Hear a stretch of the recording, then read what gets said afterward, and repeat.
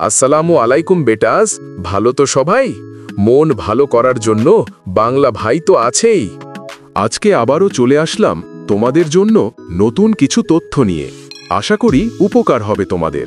আমার সাথে UK view দেখে চিল করবেন, ইনফরমেশন শুনবেন, ভালো লাগলে মনে রাখবেন, না ভালো লাগলেও শুনে রাখবেন, পরে কাজে দিতে পারে কোনো সময়।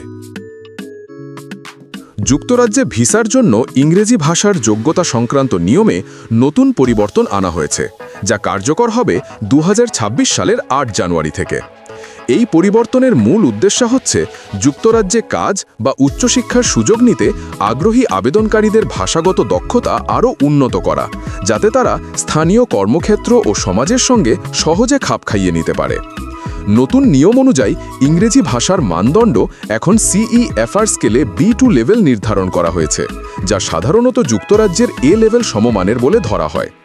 আগে যেসব আবেদনকারী B1 লেভেল দিয়েও যোগ্য হতেন, তাদের এখন B2 লেভেল পর্যন্ত প্রস্তুতি নিতে হবে। এই নতুন মানদণ্ড মূলত 3টি প্রধান ক্যাটাগরির আবেদনকারীর জন্য প্রযোজ্য: skilled worker, high potential individual HPI এবং স্কেল আপ ভিসা আবেদনকারীরা, অর্থাৎ যেসব বিদেশি নাগরিক যুক্তরাজ্যে পেশাগত কাজের অনুমতি, উচ্চ সম্ভাবনাময় ব্যক্তিদের বিশেষ সুযোগ বা ব্যবসায়িক স্কেল আপ ভিসার জন্য আবেদন করবেন, তাদের সকলকেই এখন এই উন্নত ভাষাগত যোগ্যতা অর্জন করতে হবে। ভাষাগত যোগ্যতা যাচাইয়ের জন্য যুক্তরাজ্য সরকার কয়েকটি নির্দিষ্ট পরীক্ষা অনুমোদন দিয়েছে।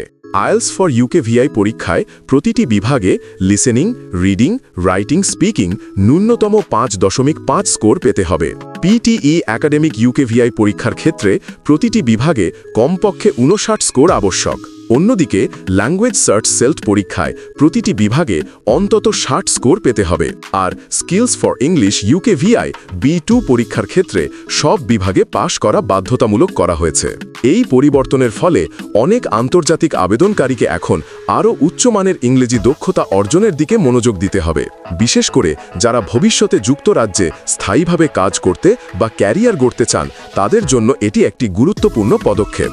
যদিও এটি কিছুটা চ্যালেঞ্জিং, তবে এর ইতিবাচক দিক হল উন্নত ভাষাগত দক্ষতা, পেশাগত যোগাযোগ ও কর্মক্ষেত্রে আত্মবিশ্বাস বাড়াবে এবং ব্রিটিশ সমাজে আরও সহজে অন্তর্ভুক্ত হতে সাহায্য করবে।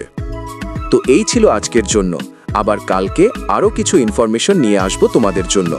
সাবস্ক্রাইব করে সাথে থেকো আর বলবে কি ইনফরমেশন উপকার হবে বেশি। ধন্যবাদ বন্ধুরা।